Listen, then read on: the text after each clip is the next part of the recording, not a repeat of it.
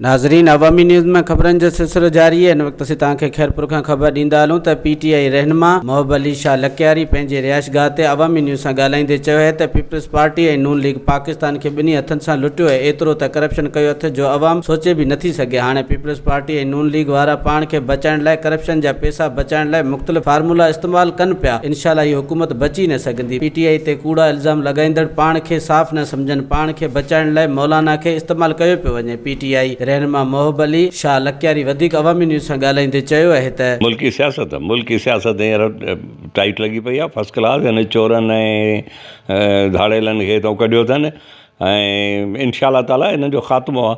ऐं मां ॿी ॻाल्हि बि तव्हांखे ॿुधायां त सरकमस्टेंसेस जेके न हालात तव्हांखे ॿुधायां।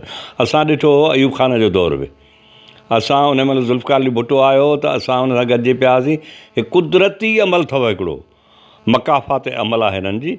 जीअं अयूब खान खे जे दौर खे न त केरु बि चयो आहे, अयूब खान खे कढायो भुट्टे साहब खां अलाह ताला। ऐं हाणे हिन महिल इमरान खां हे सॼो गंद साफ़ थो कराए हालात।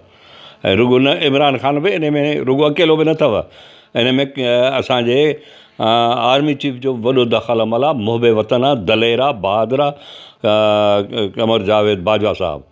उनखे बि सलाम आहे, इमरान खे बि सलाम आहे जो हिननि मुल्क जे ख़ातिर कुझु करणु शुरू कयो। ऐं अलाह ताला जी ज़ात पाक जॾहिं अलाह राज़ी थींदो आहे न, तॾहिं को न को माण्हू मोकिलींदो आहे त बाबा हाणे वञी माण्हुनि खे थोरो रिलीफ ॾियो।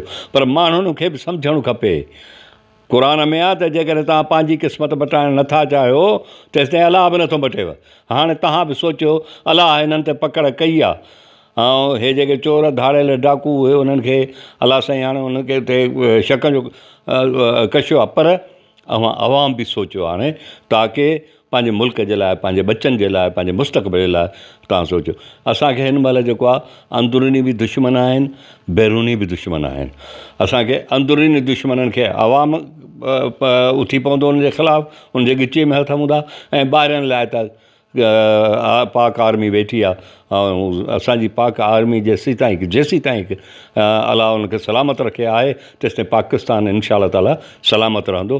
हाणे अवाम ऐं पाकिस्तान ऐं अवाम ऐं फ़ौज, मां हिकिड़ो नारो थो ॾियांव जेको अॼु खां, कौन बचाएगा पाकिस्तान, पाक फ़ौज और अवाम।